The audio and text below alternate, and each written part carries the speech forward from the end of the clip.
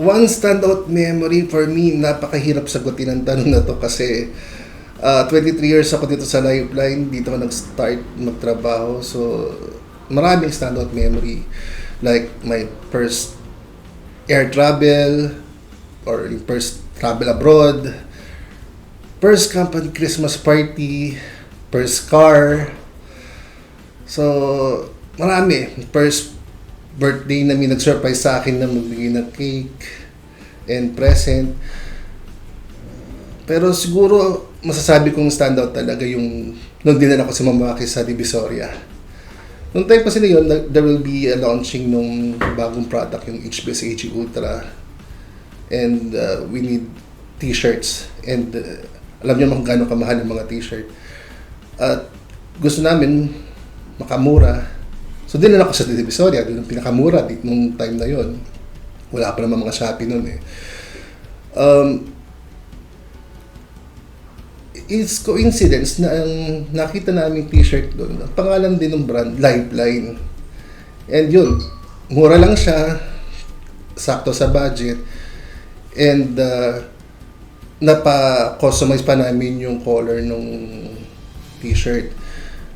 Kung matatandaan nyo, yung mga matatagal na siguro dito, yung gold and black na t-shirt, at saka yung sky blue and white na Lifeline t-shirt, yun, galing Divisoria yun. And surprisingly, nagustuhan ng mga tao yung t-shirt na yun kahit na, alam mo yun, di nila alam, pinuntahan pa namin sa Divisoria. Stand out siya kasi, alam mo yun, boss mo, nilala mo sa Divisoria, ganun siya ka down to earth, na kaya nilang gawin yun para ipakita sa amin na sila nga na mga boss nagagawa yun, bakit tayo hindi natin magawa para lang makatulong sa company. Unique culture ng Lifeline. I think ang isang unique culture dito yung integrity talaga ng kumpanya eh. Kaya nga tumagal to, kayo kasi nang gumagawa ng kabalbalan. Alam mo yun, ginagawa nila yung tama kahit wala nakatingin. Isang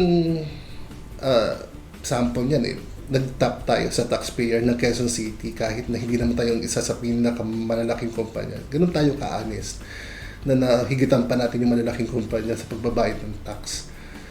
And another thing is yung pagiging family ng Lifeline.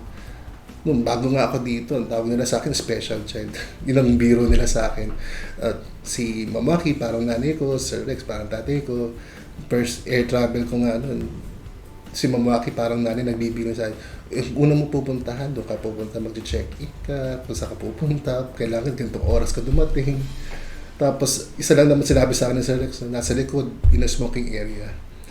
So, my Lifeline family, happy 25th anniversary.